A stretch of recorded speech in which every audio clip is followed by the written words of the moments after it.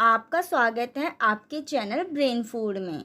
जैसा कि इसमें मैंने आपको कहा था कि आपको मैं नेक्स्ट टॉपिक किसके ऊपर लेके आऊँ, आप इसके बारे में मुझे बताना। तो कई बच्चों के कमेंट आए थे कि हाँ, हमें जो issue in world history the 20th century के ऊपर वीडियो चाहिए। तो मैं इसके ऊपर वीडियो लेके आई हूँ, जिसमें हम यूनिट फर्स्ट के बारे में डिस्कस करेंगे। और ये कौन सा टॉपिक है, कौन सी बुक है आपकी हिस्ट्री का, जो 20वीं शताब्दी है, विश्व इतिहास के मुद्दे, इनके बारे में हम डिस्कस करेंगे। जिसमें हम फर्स्ट यूनिट है शीत युद्ध, जिसे हम द कोल्ड वॉर भी कहते हैं, इनके बारे में हम डिस्कस करेंगे। आइए अब हम देखते हैं कि आखिर ये जो शीत युद्ध है वो है क्या।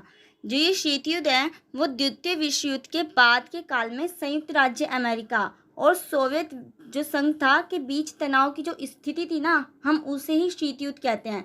शीत युद्ध है ना, कोई रियल में युद्ध नहीं हुआ था, ना ही इसमें कोई खून खराबा हुआ था, ना ही ये युद्ध हथियारों से लड़ा गया था।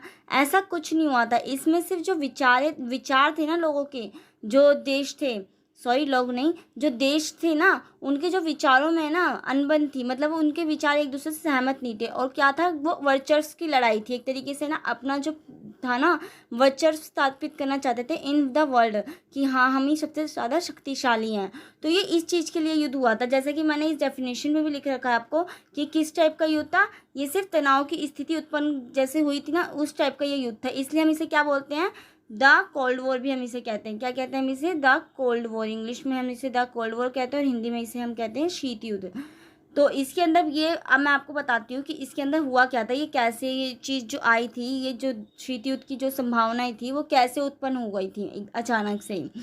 तो जब द्वितीय विश्व युद्ध की घटना हुई थी ना, जैसा कि आप जानते हैं कि जो द्वितीय विश्व युद्ध हुआ था वो कब से कब तक हुआ था, वो 1939 से कब तक के बीच में हुआ था, 1940 के बीच में हुआ था। तो जब ये घटना हुई थी ना, तो उस टाइम पे ना ये जो अभी जिनमें ये शीत युद्ध हुआ है, जिसने विरोधी विचारधाराओं में विश्वास रखने वाले जो राज्य हैं, रूस और अमेरिका को एक दूसरे के साथ सहयोग पर बाध्य कर दिया था। ये जब द्वितीय विश्व युद्ध हुआ था, आपको पता होगा कि ये जो द्वितीय विश्व युद्ध हुआ था ना, तो उसमें है ना क्या कहते हैं, जो ये है ना संयुक्त राष्ट्र, जो रूस है और जो अमेरिका है, वो दोनों एक ही उसमें थे, गुट में थे। परंतु ऐसा क्या हुआ था कि जिसके कारण ये फिर आगे चल के जो ये इनके बीच में अनबन हो गई थी। तो उसके बारे में हम बाद में डिस्कस करेंगे। पहले आप ये देखिए कि हाँ, ये कौन से दो गुटों में बट गए थे। पहले ये किस में थे, ये किसके विरुद्ध लड़ाई करी थी, देखिए आप, ये मित्र राष्ट्र में थे और ध्रुवीय राष्ट्रों के बीच में ये जो था द्वितीय विश्व युद्ध हुआ था। और इसमें आपने देखा कि जो सोवियत संघ था और जो अमेरिका था, इट मीन्स जो यूएसएसआर था और जो यूएसए था, वो आपस में एक ही गुट में है। परंतु ऐसा हुआ क्या, जो द्वितीय विश्व युद्ध के बाद जो ये सोवियत संघ था और जो अमेरिका था, कि वो अलग अलग हो गए थे। ऐसा इसमें ये हुआ था ना कि जो द्वितीय विश्व युद्ध के दौरान ना संयुक्त राष्ट्र अमेरिका और जो ब्रिटेन और जो सोवियत संघ के कंधों से कंधा मिलाकर ध्रुवीय राष्ट्रों और जर्मनी और जापान के विरुद्ध संघर्ष किया था, जैसा मैंने आपको बताया। किंतु जो युद्ध समाप्त होते ही ना, एक और ब्रिटेन तथा संयुक्त राज्य अमेरिका हो गए थे और दूसरी और सोवियत संघ में तीव्र मतभेद होने लग गए थे और उनमें ना असहयोग की भावना उत्पन्न होने लग गई थी। बहुत ही जल्द है ना इन दो मतभेदों ने ना तनाव की भयंकर स्थिति उत्पन्न कर दी थी इनके बीच में। बहुत मतलब अब मैं आपको, जैसे मैंने आपको बोला कि मैं आपको बताऊंगी कि जो ये शीत युद्ध था कि वो किस कारण से उत्पन्न हुआ था, इसके बारे में हम डिस्कस करेंगे। पहले आप ये जान लीजिए कि ये जो शीत युद्ध की मतलब जो ये हुआ था, शीत युद्ध स्टार्ट कब से हो गया था, जो द्वितीय विश्व युद्ध का अंत होने लग गया था ना, तभी से ये शीत युद्ध की ना संभावना विकसित होने लग गई थी।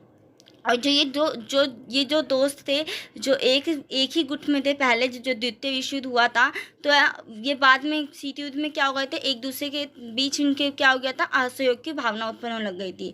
अब जो द्वितीय विश्व युद्ध की बात है ना, ये जो विश्व है ना, ये दो भागों में बट गया था। अब आप इसका रीज़न सुनिए कि ऐसा क्या हुआ था जिसके कारण ये जो थे यूएसएसआर और जो यूएसए था, अमेरिका और रूस, ऐसा क्या हुआ था कि ये जो अलग अलग होने लग गए। तो इसी जो द्वितीय विश्व युद्ध की एंडिंग जब हुई थी ना, तो इसके बाद ये हुआ था ना कि ये जो थे ना गुट, ये दो उसमें बट गए थे, एक पश्चिमी ब्लॉक और एक पूर्वी ब्लॉक। और पश्चिमी ब्लॉक में कौन था, ये था अमेरिका, जिसे हम यूएसए कहते हैं, और पूर्वी ब्लॉक में कौन था, यूएसएसआर। जैसे कि आप जानते हैं कि शीत युद्ध के दौरान है ना, जैसे एक है ना यूरोप का हिस्सा था जो जर्मनी, इसको है ना दो टुकड़ों में इसमें बांट दिया था। जो पश्चिमी हिस्सा था वो किसका था, वो था यूएसए का था। जो पश्चिमी हिस्सा था वो किसका था, यूएसए का। और जो पूर्वी हिस्सा था पूर्वी हिस्सा था जो, वो था यूएसएसआर का। तो ये हुआ था इनके बीच में। और इनमें किस कारण से मतभेद हो गए थे, जो ये थे ना, ये जो अमेरिका था वो पूंजीवादी देशों का समूह था, मतलब एक तरीके से पूंजीवादी को ज़्यादा बेटर मानता था कंपेरिजन टू साम्यवादी उससे। और जो ये सोवियत संघ था वो साम्यवादी को ज़्यादा बेटर मानता था पूंजीवादी विचारधाराओं से। तो इसको लेकर इन दोनों में बहुत सी अनबनी रही थी। ये जो बंटवारा हुआ था ना यूरोप में, जैसा कि मैंने आपको बताया कि यूरोप के में हुआ था ये बंटवारा, तो इसमें क्या होता है ना कि एक बर्लिन की दीवार के बारे में आपने 12th क्लास में शीत युद्ध के बारे में पढ़ रखा होगा, तो बर्लिन की दीवार के बारे में भी ज़रूर आपने पढ़ा होगा कि इसमें क्या होता है कि जो 1961 में ना ये दीवार बन गई थी बर्लिन की, जो जर्मनी में थी। इससे ये हुआ था ना कि ना जो जो पश्चिमी था, जो पश्चिमी वो बर्लिन था, वो पश्चिमी जर्मनी था, मतलब जो बर्लिन की राजधानी है जर्मनी, जैसे कि यहाँ पर मैंने आपको बता भी रखा कि बर्लिन की राजधानी क्या है, जर्मनी। तो जो पश्चिमी जर्मनी था ना वो तो यूएसए के उसमें था, और जो पूर्वी था वो सोवियत संघ के बीच में था। तो इसी ये ना बर्लिन की दीवार भी कहते हैं। ये कब स्थापित हुई थी, 1961 में हुई थी। और इसी कारण से क्या हुआ था ना कि ये हो गया था, इन दोनों में आपस में मतभेद हो गए थे और ये दोनों का विभाजन हो गया था, पश्चिमी ब्लॉक और पूर्वी ब्लॉक के रूप में। अब मैं ये और आप देखेंगे ना कि जो ये ना 1961 में, तो जैसे कि ये बर्लिन की दीवार बनी थी, तो इसके कारण से क्या हो गया था, पूर्वी और पश्चिमी ब्लॉक का बंटवारा हो गया था। और जब ये दीवार टूटी थी ना, तो इसी के कारण, इसी से ये ना फिर शीत युद्ध भी उसी टाइम पे समाप्त भी हो जाएगा। तो कुछ ये 1989 की बात है। कब की बात है ये, 1989 की। इसी टाइम पे ये बर्लिन की दीवार गिर गई थी, तब ये जो शीत युद्ध था वो समाप्त हो, इसी के साथ ही ये समाप्त भी हो गया था शीत युद्ध। जैसे कि ये 1961 में जो दीवार बनी, इसी कारण क्या हुआ था, पश्चिमी और पूर्वी ब्लॉक में ये डिवाइडेबल हो गए थे आपस में। और जब ये टूटी तो वैसे ही आपस में, मतलब पूरा जो विश्व था वो एक, मतलब उसमें जुड़ गया था। अब आप देखिए जो शीत युद्ध का आखिर अर्थ क्या है, जो शीत युद्ध है आखिर वो है क्या। इसमें हम इसकी डेफिनेशंस, तो आप अगर कुछ लिखना होगा तो आप कुछ तो लिखेंगे। जैसे कि मैंने आपको ऊपर ही बताया कि जो ये शीत युद्ध है वो क्या था, वो था कि जो तनाव की जो स्थिति उत्पन्न हुई थी ना, उसे ही हम शीत युद्ध कहते हैं। तो ऐसे ही है ना, अब ये शीत युद्ध की हम डेफिनेशंस को देखते हैं कि जो ये शीत युद्ध से अभिप्राय ऐसे, मतलब दो राज्य अमेरिका तथा भूतपूर्व जो सोवियत संघ था, इस टाइम पे हम इसको क्या बोलते हैं, हम इसे रूस कहते हैं, हम इसे रशिया कहते हैं। जो इस टाइम पे ताले का, बट इसका नाम क्या था, सोवियत संघ था। अथवा ये दो गुटों के बीच व्याप्त उन कटु संबंधों के इतिहास से है जो तनाव, भय, ईर्ष्या पर आधारित था। इसके अंतर्गत ये था कि शीत युद्ध कैसा युद्ध था, ये जिसमें तनाव, भय और ऐश्वर्य की स्थिति जो है हमेशा उत्पन्न रहती थी। इसी युद्ध को हम क्या बोलते थे, शीत युद्ध कहते थे। अब मैं आपको सिंपल सी लैंग्वेज में बताती हूँ।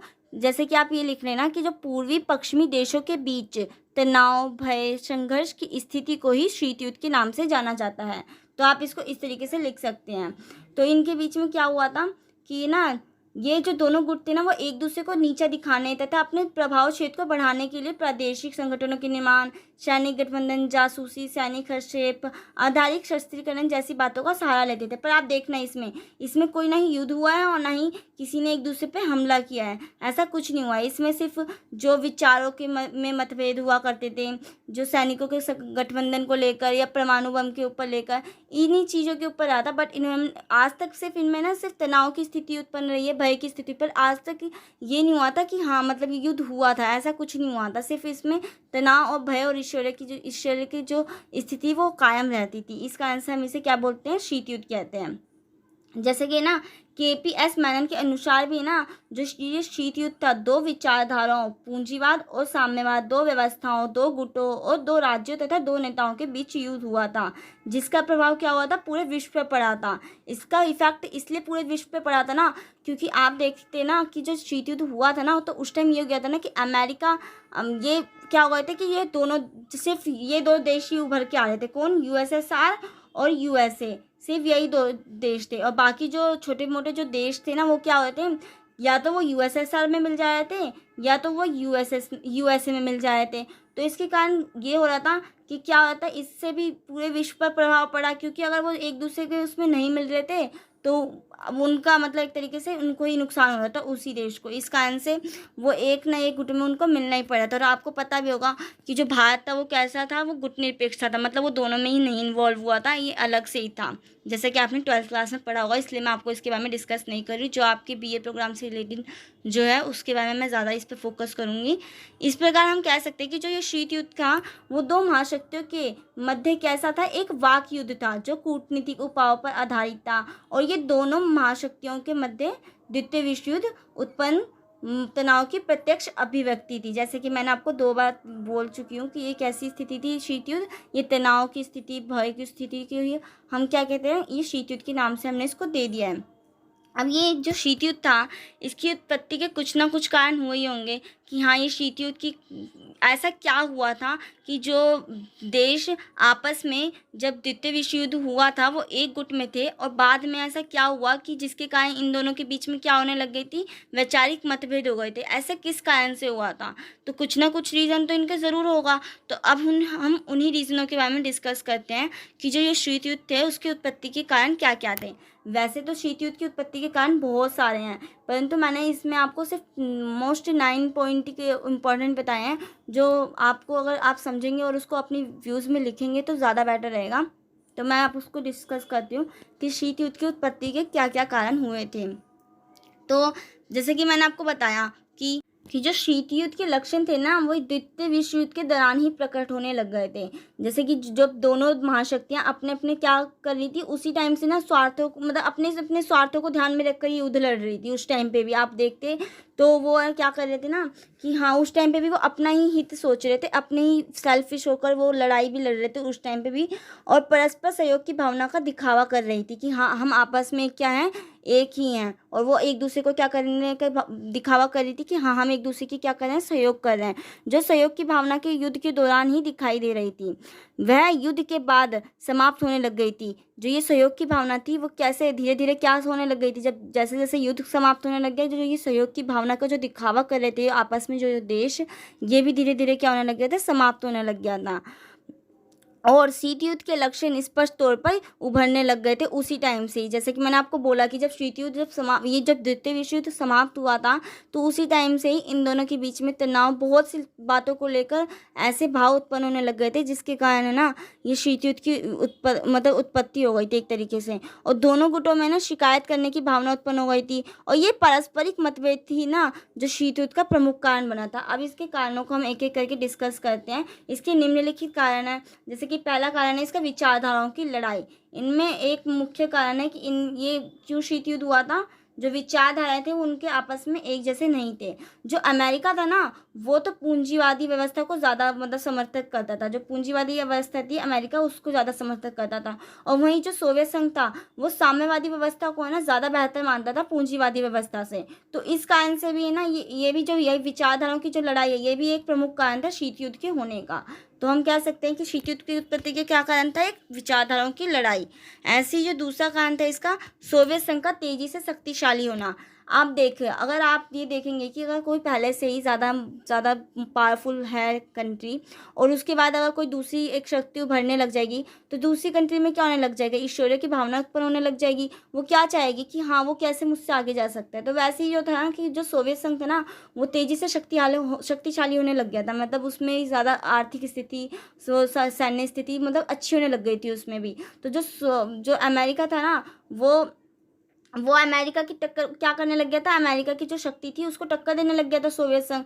तो अमेरिका को है ना भय लगने लग गया था ना कि कहीं वो उससे आगे ना निकल जाए, जिसको रोकने के लिए ना उसने कुछ ना कुछ कदम उठाए, और जिसके कारण क्या हुआ, इन दोनों में आपसी मतभेद होने लग गए, और इसके कारण ही शीत युद्ध को बढ़ावा मिला। क्योंकि जब तनाव की स्थिति उत्पन्न हो गई, तो इस कारण से क्या हो गया जो शीत युद्ध की उत्पत्ति का मतलब एक कारण बन गया कि हाँ, जो सोवियत संघ की जो तेजी से शक्तिशाली होने का भी एक प्रमुख कारण है इसी के पीछे कि हाँ, शीत युद्ध उत्पन्न हुआ। ऐसी जो तीसरा कारण है वो है सोवियत संघ के द्वारा ना बार बार वीटो पावर का प्रयोग करे जाना। अब आप जानते हैं कि यूनाइटेड नेशन, जैसा कि मैंने आपको पहले जो पॉलिटिकल में अगर आपने पढ़ा होगा, तो मैंने यूनाइटेड नेशन का बना रखा है, उसमें यूनाइटेड नेशन क्या था उसके बारे में मैंने डिस्कस कर रखा है। मैं आपको यहाँ पे भी थोड़ा सा एक बार इंट्रोडक्शन दे देती हूँ। जैसे कि आप जानते हैं कि जो सोवियत संघ था, वो सोवियत संघ बोल रही हूँ, जो संयुक्त राष्ट्र संघ था, उसमें क्या था, उसमें जो 5 सदस्य हुआ करते थे उनके पास वीटो पावर हुआ करती थी, और जो बाकी 15 जो सदस्य हुआ करते थे उनके पास 10 सदस्य जो हुआ करते थे उनके पास वीटो पावर नहीं होती थी। तो ये वीटो पावर का ये ना इनको अमेरिका, रूस, इन सबको प्राप्त था। तो वही है ना, जो था ना कि जो सोवियत संघ था वो बार बार है ना क्या करता था ना कि वीटो पावर का प्रयोग करता था। कि कैसे करता था, जब भी कोई, जैसे मान लीजिए जो पश्चिमी देश हैं, जो अमेरिका के साइड वाले जो पश्चिमी गुट है, अगर वो कोई भी प्रस्ताव उसमें यूनाइटेड नेशन में रखते तो वो वीटो का यूज़ करके उसको निरस्त कर देता था। तो इससे क्या हुआ ना कि जो अमेरिका को ऐसा लगने लग गया ना कि ये ना, ये मतलब हमारे प्रस्ताव को इसने ठुकराने की ना एक नीति अपना ले कि हाँ, अगर कोई भी प्रस्ताव पारित होगा तो वो इसे ठुकरा देगा। तो इस कारण से भी उसे एक तरीके से क्या होने लग गया था, उनमें उसमें गुस्सा एक तरीके से उत्पन्न होने लग गया था। और कम से कम जो रूस था ना, इसने 65 बार इसका प्रयोग किया। कम से कम क्या बोलूँ, 65 बार, मतलब बहुत ज़्यादा, 1961 तक। और वहीं जो अमेरिका था उसने एक भी बार 1961 तक एक भी बार वीटो पावर का प्रयोग नहीं किया था। तो इस कारण से भी जो अमेरिका था और जो सोवियत संघ था उनके बीच में तनाव की स्थिति उत्पन्न होने लग गई थी। ऐसे ही जो फोर्थ कारण है वो है अमेरिका का परमाणु कार्यक्रम। अब अमेरिका परमाणु का इसमें है ना, ये हुआ था ना कि जो द्वितीय विश्व युद्ध के दौरान है ना, अमेरिका ने ना गुप्त तरीकों से अपना परमाणु कार्यक्रम विकसित किया था। कैसे, एक मतलब हिडन तौर पे इसने परमाणु कार्यक्रम विकसित किया, और सोवियत संघ की सहमति के बिना ही ना उसने ना जापान की जो 2 शहरों के बारे में आपने सुना होगा, हिरोशिमा और नागासाकी। जैसे कि आपने अभी भी जानते हैं कि अगर वहाँ पे अभी भी कोई बच्चा जन्म लेता है तो वहाँ पे अभी भी जो है उस रसायन का इतना ज़्यादा इफेक्ट है ना, उस परमाणु बम के रसायनों का, कि अभी भी वो बच्चे वहाँ पे पैदा होने वाले ना अपंग से, मतलब विकलांग पैदा होते हैं। जैसे कि आप जानते हैं वो बहुत बड़ी एक तरीके से घटना हुई थी उस टाइम पे। तो जब उसने बम गिराए थे तो अमेरिका ने ना इस युद्ध तकनीकी की जानकारी ना सोवियत संघ को ना देकर है ना, मतलब सोवियत संघ को दी ही नहीं थी। तो उसके कारण क्या हो गया था, उसमें एक अविश्वास की भावना उत्पन्न होने लग गई थी। इससे है ना जो सोवियत संघ था वह पश्चिमी शक्तियों के बीच है ना सहयोग के कारण को गहरा आघात हुआ था। अब आप ही बोले, अगर आपको किसी के ऊपर ट्रस्ट है और उसने आपको उस चीज़ के बारे में नहीं बताया होगा तो आपको भी एक तरीके से बहुत मतलब बेकार लगेगा, और आपको भी क्या ऐसे, आपको भी उससे क्या होने लग जाएगी, बहुत मतलब आपको भी उससे बहुत गुस्सा आएगा। तो वैसे ही रूस के साथ भी हुआ था। जब अमेरिका ने इसके ऊपर हमला किया और उसके बारे में उसने तकनीकी जानकारी सोवियत संघ को नहीं दी थी, तो उसमें क्या होने लग गया था, जो मित्र एक तरीके से रहा करते थे उनमें क्या होने लग गया था, अविश्वास की भावना को जन्म दे दिया था। और इससे ही क्या हुआ था, ये जो इनकी जो सहयोग की जो कार्य वो थे ना, सहयोग की जो भावना थी उसको गहरा आघात हुआ था। और सोवियत संघ जो अमेरिका के परमाणु कार्यक्रम पर एकाधिकार को सहन नहीं कर पा रहा था। अब आखिर में जो अमेरिका है, अगर उसने हिडन क्यों किया होगा, क्योंकि वो एकाधिकार चाहता था बनाना अपना परमाणु बम पे। तो इससे भी जो वो है सोवियत संघ को प्रॉब्लम थी कि हाँ, वो क्यों एकाधिकार, उसमें वो उसी क्यों एकाधिकार रहे परमाणु कार्यक्रम पर। तो इससे भी है ना उनके मन में मतलब शंका उत्पन्न हुई, और उससे पश्चिमी राष्ट्रों को उससे घृणा होने लग गई थी। और इस कारण से भी क्या होने लग गया, तनाव की स्थिति उत्पन्न हुई, और उस कारण से सोवियत संघ को इसने एक तरीके से क्या कारण बन गया, अमेरिका का परमाणु कार्यक्रम भी एक शीत युद्ध को जन्म देने का एक मुख्य कारण बन गया। अब 5th कारण है इसमें, जो रूस द्वारा अमेरिका विरोधी प्रचार तथा अमेरिका में साम्यवादी गतिविधि। जैसे कि मैंने आपको बताया कि आपने देखा ही कि जो था क्या कहते हैं, सॉरी, हाँ, उस टाइम ये हुआ था ना कि जो था ना रूस, उसने ना क्या कर दिया था ना, अमेरिका के बीच ना बहुत सारे मतलब विरोधी प्रचार करने लगे था, एडवर्टीजमेंट करने लग गया था। युद्ध समाप्त होने से पहले ही ना जो रूसी समाचार पत्र जो प्रवादा था तथा इज्बेस्तिया था, इसने क्या किया था, कौन कौन से जो थे समाचार पत्रों ने, प्रवादा और इज्बेस्तिया इत्यादि ने ना अमेरिका विरोधी प्रचार अभियान आरंभ कर दिया था। इनमें आलोचनात्मक लेख इत्यादि प्रकाशित होने लगे, जिससे क्या हुआ कि अमेरिका की जो सरकार थे उनको आखिर में एक तरीके से बेकार लगा, और उनको बहुत मतलब गुस्सा, क्रोध की भावना उत्पन्न होने लग गई। तो इस कारण से भी जो ये था, ये शीत युद्ध का एक मुख्य कारण था कि हाँ, रूस द्वारा जो विरोधी प्रचार किए जाने लग गए थे, उसके कारण भी जो अमेरिका और जो रूस की जो आपसी जो वो थे सहयोग, उसमें क्या होने लग गए थे, वो होने लग गया था, मतलब विरोध मतलब उत्पन्न होने लग गया था। और 6th कारण ये था कि जो टर्की में जो सोवियत हस्तक्षेप हुए थे ना, तो या हम इसे ये कह सकते हैं कि ईरान तथा टर्की एक ही बात है, में रूसी हस्तक्षेप। ऐसा क्या हुआ था, ये टर्की में क्या इसने क्या किया था सोवियत संघ ने, जिस कारण से ऐसा जो सोवियत संघ की स्थिति उत्पन्न हो गई थी। तो इसमें ये हुआ था ना कि जो द्वितीय विश्व युद्ध की बात है ना, सोवियत संघ ने ना टर्की में अपना दबाव बनाना आरंभ कर दिया था और उसने टर्की पर कुछ प्रदेश और वास्फोयर में एक सैनिक अड्डा बनाने के लिए दबाव डाला तथा अमेरिका ने तथा अन्य जो पश्चिमी राष्ट्र इसके जो विरुद्ध थे कि हाँ तुम उसके ऊपर दबाव कैसे डाल सकते हो, तथा फिर अमेरिका ने ना टर्की को हर संभव सहायता, क्योंकि वो क्या चाहता था, जो सोवियत संघ था वो टर्की पे हस्तक्षेप करके क्या चाहता था, वो अपनी साम्यवादी जो थी ना जो साम्यवादी जो व्यवस्था थी उसको उसके ऊपर थोपना चाहता था। तो जो अमेरिका था ना, इसीलिए जो टर्की को ना वो हर संभव प्रयास मतलब मदद देने की कोशिश करी थी उसने। और इस कारण से भी ना इन दोनों में क्या होने लग गए थे, परस्पर विरोधी कार्यवाही नहीं है ना, इन दोनों के बीच में क्या कर दिया था, शीत युद्ध की संभावना को और बढ़ा दिया था। क्योंकि वो जो था क्या कहते हैं, जो अमेरिका था वो पूंजीवादी का समर्थक था, जो पूंजीवादी जो व्यवस्था थी उसका समर्थक था, और जो ये था रूस था वो किसका समर्थक था, वो साम्यवादी। तो वो जो रूस था वो चाहता था कि टर्की पे भी साम्यवादी जो व्यवस्था है वो कायम की जाए, जिस कारण से उसने जो फास्ट फोर्स है उसमें एक सैनिक अड्डा बनाने के लिए भी दबाव बनाया था। तो अमेरिका ऐसा नहीं चाहता था, तो इस कारण से इन दोनों में क्या होने लग गए थे, आपस में वैचारिक मतभेद होने लग गए थे। और इसी कारण क्या हुआ, शीत युद्ध मतलब शीत युद्ध एक उत्पन्न होने का इसका एक कारण बन गया। ऐसे ही जो 7वां पॉइंट है वो है बर्लिन विवाद। जैसे कि मैंने ऊपर भी बताया कि जो बर्लिन की जो दीवार थी वो यूरोप महाद्वीप में, जो यूरोप महाद्वीप था उसमें जो जो बर्लिन की राजधानी क्या है, जर्मनी। जर्मनी की क्या कर दिए गए थे, 2 टुकड़े हो गए थे। उसमें क्या होता, बर्लिन की जो जर्मनी में 2 टुकड़े कर दिए थे। एक भाग था जो था पश्चिमी और दूसरा भाग क्या था, जो था पूर्वी पूर्वी तो जो पूर्वी साइड तो कौन था, यूएसएसआर था, इट मीन्स सोवियत संघ। और जो पश्चिमी साइड था वो क्या था, वो यूएसए था। तो इस कारण से भी क्या था, बर्लिन विवाद के कारण भी क्या हुआ था, शीत युद्ध की संभावना उत्पन्न होने लग गई थी। जैसे कि मैंने आपको लिख रखा है कि द्वितीय विश्व युद्ध के दौरान ही सोवियत संघ का पूर्वी बर्लिन पर तथा अमेरिका का पश्चिमी बर्लिन पे, जैसे कि मैंने आपको बताया कि जो पश्चिमी बर्लिन पे किसका था, अमेरिका का था, और पूर्वी बर्लिन पे किसका था, वो यूएसए का था, वो यूएसएसआर का था, सोवियत संघ का। तो इसमें भी वही लिख रखा है कि युद्ध के बाद पश्चिमी ताकतों ने अपने क्षेत्राधीन जो बर्लिन था ना, बर्लिन प्रदेश में एक नई मुद्रा का प्रचलन शुरू करने का फैसला किया था।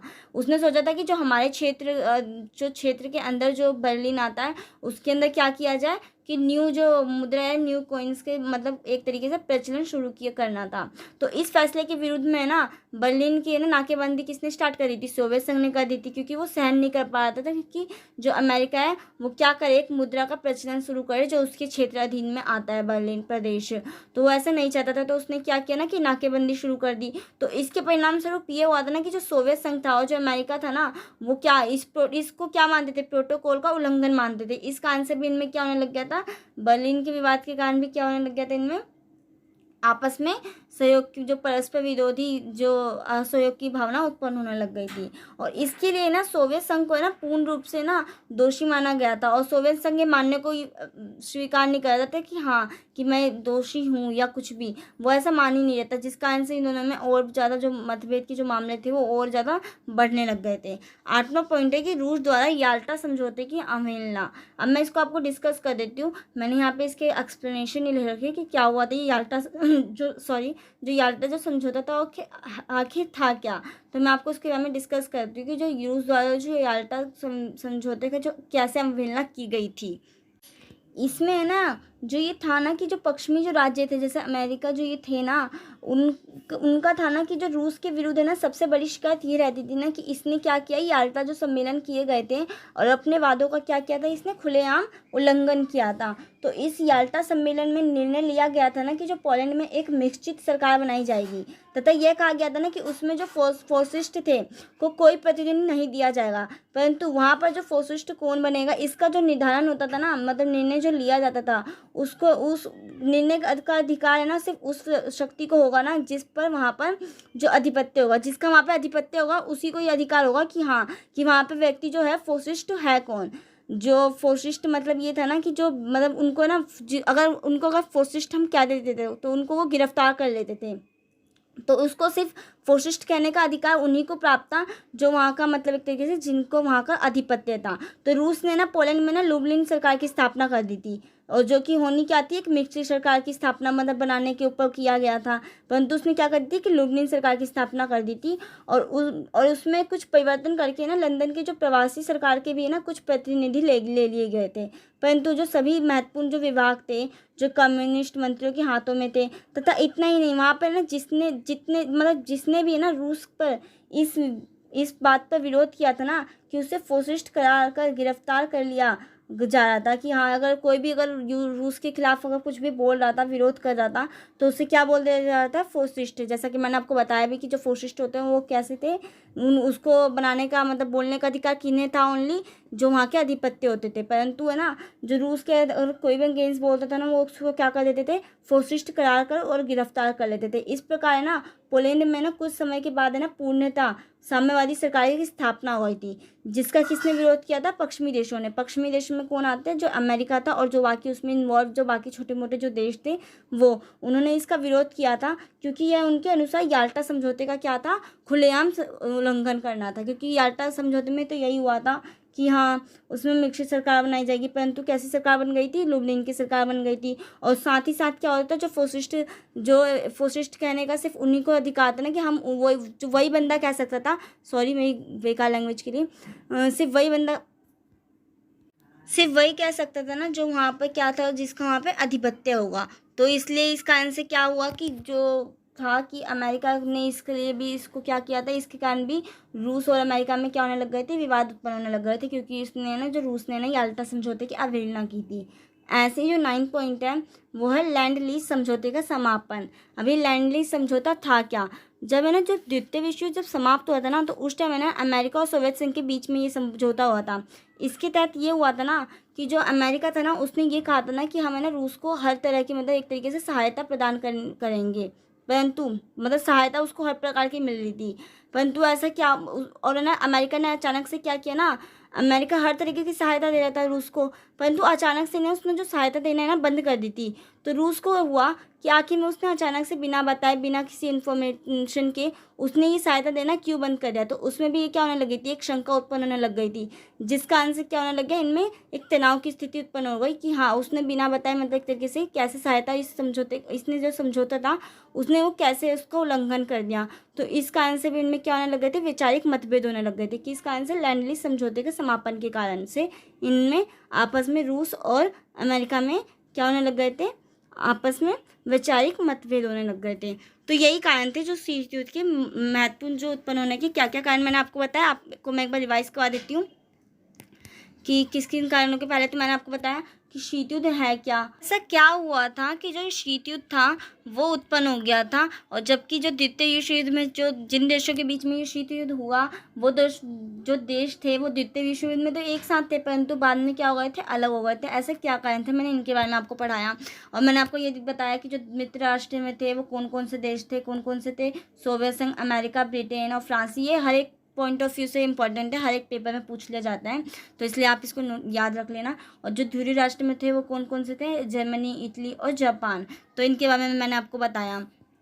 ऐसे ही जो द्वितीय विश्व युद्ध के दौरान क्या क्या हुआ था इनके बारे में बताया। और जो द्वितीय विश्व युद्ध के बाद क्या हुआ था कि जो विश्व था वो किन दो भागों में बट गया था, दो भागों में। जो पूरे विश्व में क्या हो गया था, एक यूएस बन गया था, और एक कौन भाग में बट गया था, यूएसए हो गया था, और एक क्या बन गया था, यूएसएसआर हो गया था। और बाकी जो छोटे मोटे देश थे वो इनमें क्या हो रहे थे, इन्वॉल्व होते जा रहे थे। तो ऐसी जो विश्व था वो किन दो भागों में बट गया था, दो भागों में बट गया था पूरी तरह से, पश्चिमी ब्लॉक और पूर्वी ब्लॉक में। ये बताया मैंने। और फिर शीत युद्ध का आपको मैंने अर्थ बताया कि शीत युद्ध आखिर है क्या, कि पेपर में अगर आपको डेफिनेशन लिखने को आता है तो मैंने आपको अच्छे से समझा दिया, तो आप इसे अपनी लैंग्वेज में बिल्कुल अच्छे से बनाकर लिख सकेंगे, अगर आपको पता चल गया होगा कि हाँ ये शीत युद्ध है क्या, और आपको समझ में आ गया हो। और शीत युद्ध की उत्पत्ति के कारण क्या थे, इसमें मैंने आपको शीत युद्ध की उत्पत्ति में के कारण क्या थे, इसमें आपको मैंने 9 पॉइंट पढ़ाए हैं, जिसमें मैंने क्या बताया आपको, विचारधाराओं की लड़ाई से फर्स्ट पॉइंट। सेकंड पॉइंट है कि सोवियत जो संघ था वो तेज़ी से उभरता चला जाता है, इस कारण से जो शीत युद्ध उत्पन्न हुआ था। तीसरा कारण था कि जो संयुक्त राष्ट्र संघ में क्या कर रहा था, जो रूस था वो क्या करे जा रहा था, बाबा वीटो पावर का अपना अधिक से अधिक प्रयोग कर रहा था, इस कारण से अमेरिका की चीज पसंद नहीं आई थी, और दोनों में क्या हो रहे थे, तनावपूर्ण स्थिति उत्पन्न हो रही थी। ऐसे ही अमेरिका का परमाणु कार्यक्रम, कि अमेरिका ने बिना बताए उसके कार्यक्रम मतलब कर लिया था, हिरोशिमा और नागासाकी पे बम फेंक दिए थे। इसका आंसर में क्या होने लग गई थी, एक अविश्वास की भावना उत्पन्न होने लग गई थी। इसका आंसर भी क्या हुआ, शीत युद्ध की उत्पन्न हुई। और ऐसे ही रूस द्वारा क्या हुआ था, फिफ्थ पॉइंट क्या है, रूस द्वारा अमेरिका विरोधी प्रचार करना। इसका आंसर भी अमेरिका और रूस के संबंध बिगड़ने लग गए थे। सिक्स पॉइंट था कि टर्की में क्या चाह रहा था, जो सोवियत संघ था वो हस्तक्षेप करके क्या करना चाह रहा था, वहाँ पे साम्यवादी व्यवस्था कायम करना चाह रहा था, तो ये भी अमेरिका को पसंद नहीं आया था।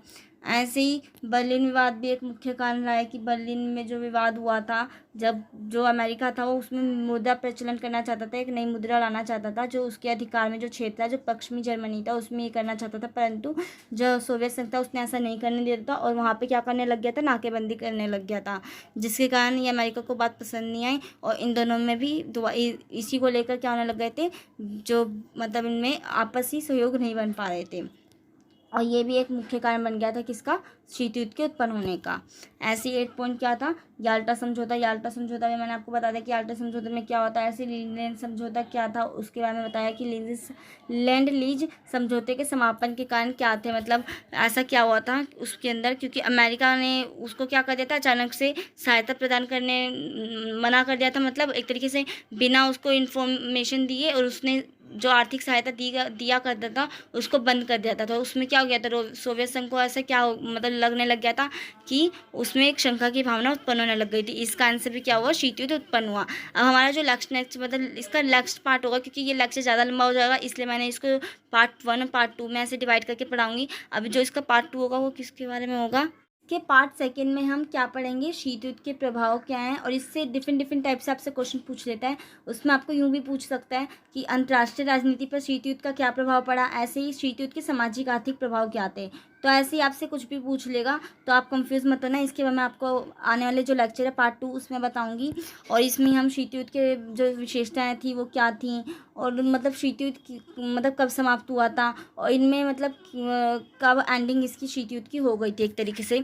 तो इनके बारे में हम पढ़ेंगे नेक्स्ट आने वाले लेक्चर में। अगर आपको ये जो वीडियो है, अगर आपको ये वीडियो अच्छी लगती है तो प्लीज़ इसे लाइक, सब्सक्राइब एंड शेयर ज़रूर करें, और मैं आपके लिए ऐसी ही आने वाले लेक्चरों में ऐसी और इन्फॉर्मेटिव वीडियो लेके आऊँगी। तो इसके लिए आप अपने इस चैनल को सब्सक्राइब कर लें, और बेल आइकन को ज़रूर दबा लें, जिससे आपको आने वाले लेक्चर कब होने वाले हैं उसके बारे में पता चल जाएगा।